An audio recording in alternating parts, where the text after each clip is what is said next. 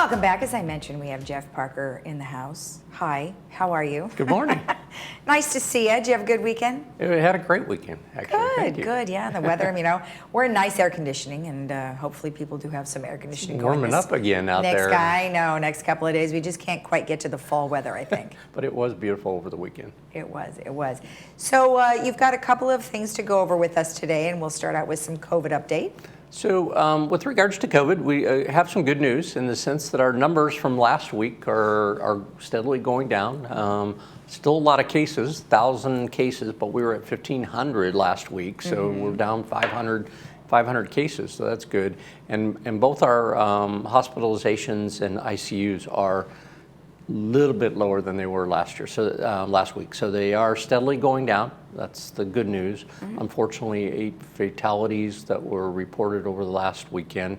So that's unfortunate, but good trend going with regards to the village itself, which is the whole community of Laguna Woods. We're up from 508 cases to 515. So again, 7 cases, not a lot, but it's still upticking, which is we want to see it going the other way, type of reduction.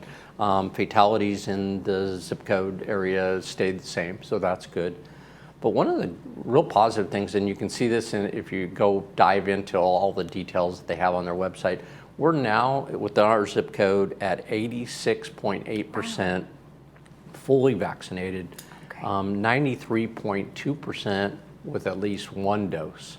So pretty high percentage with regards to people that have been vaccinated within the Laguna Woods zip code. So that's really, really positive news as well as protecting that.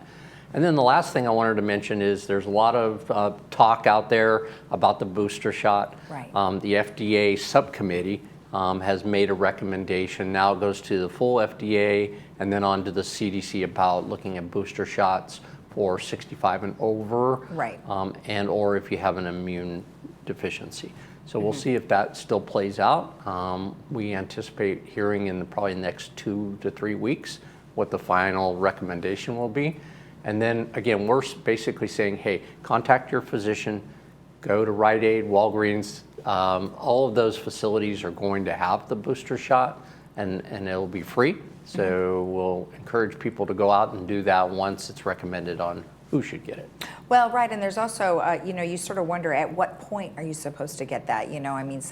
Most people here have been vaccinated for quite some time, but then you wonder at what point are you supposed to do that? So I'm imagining they'll have that information. That's really what is, I think, at the forefront of the FDA and CDC recommendations is the timing of it, and then the positive side of it is I heard one report where they're saying it boosts people up to a 95% protection. So again, going into the fall and winter, I imagine it's probably a good timing to take a look at that if you certainly have that immune deficiency. If you're 65 and older, I think that's something that you have to talk to your doctor and figure out what's the best way to go. Right, and a lot of folks now are starting to get your flu shots too, so they're going to probably ask you at the same time whether or not you want to get that, providing everything has gone through. And definitely something that, is another precaution process, because that influenza is going to be out there from that perspective too. Exactly. All right, good. Thank you for the update. Now, there is a lot going on here in the village, of course. We have elections, and we have recruiting, and we have just a lot of things that are just kind of coming into play. So give me an update on some of those things. Sure. So the elections are going on right now. People have been sent ballots, and the ballots need to be in by the 30th. That's for United and Third in their election process. So those will be collected by the 30th. I get them in the morning. If you're postmarking, it's got to be to the elections person by 11 o'clock. So that's important. And then they'll open up the ballots on the 1st of October, and we'll have the election results on that day. And then they'll be seated at their appropriate board meetings in October. So that's how that works. With regards to recruiting, we've really been out there beating the bushes with regards to that. It's been very difficult and challenging because of the COVID environment that has faced us, the stimulus packages that have been out there, finding people for part-time employment has been a challenge, and it really comes down to people being available, and then just the market challenging. But I wanted to get the word out that we still have a number of positions open as gate ambassadors. So to our residents out there, if you're looking for some part-time work, please go to our website. There's a section on careers. You can click on that and put an application in, get an email in. We're processing them as we go.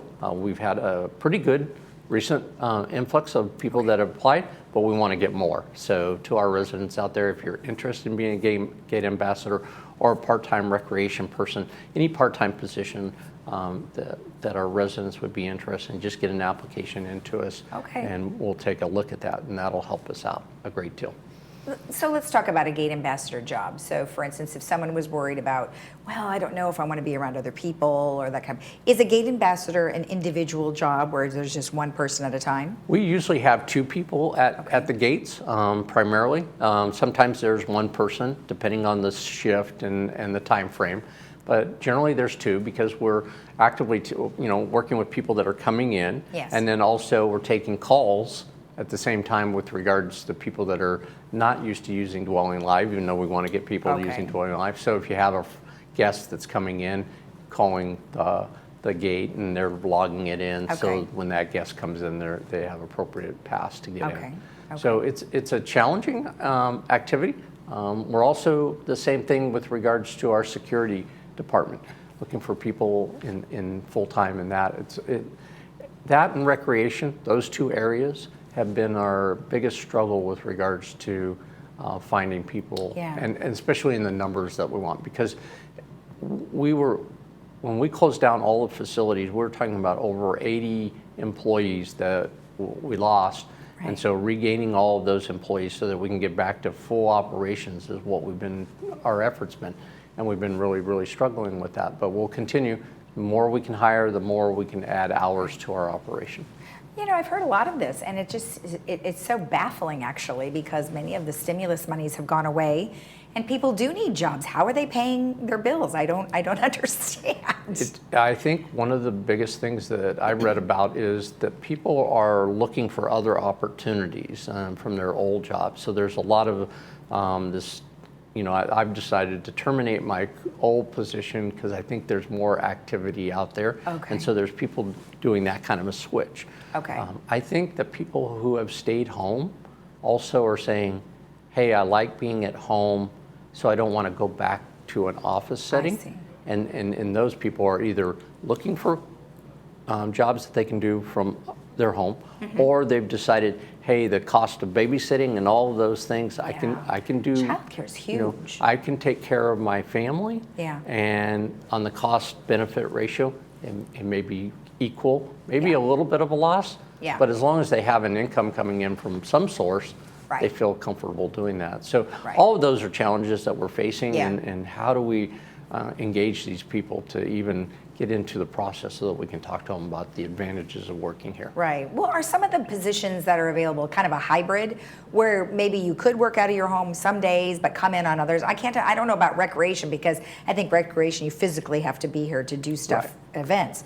But what about some of the other jobs? Actually, in some of our full-time positions that we've been working on, that we have had a hybrid where people have worked from home and continue to work from home. That's as long as they have that computer skill set and the computers at home that they can access phone calls and emails, and are deliberately working on those type of activities, then some of those positions can work at home. All right. Well, perfect. Well, good luck. Hopefully you're able to fill them sooner rather than later, because I know how difficult it's been, not just here, but everywhere, and restaurants, and you're waiting longer for service and longer to get in, and it's been crazy. So, all right, and then some updates in regards to landscaping? So in Friday's blast that we have coming out, we're getting a lot of information that we want to get out to the village about our landscaping and irrigation systems. There's a lot of people have questions with regards to why are the sprinklers running in this scenario, or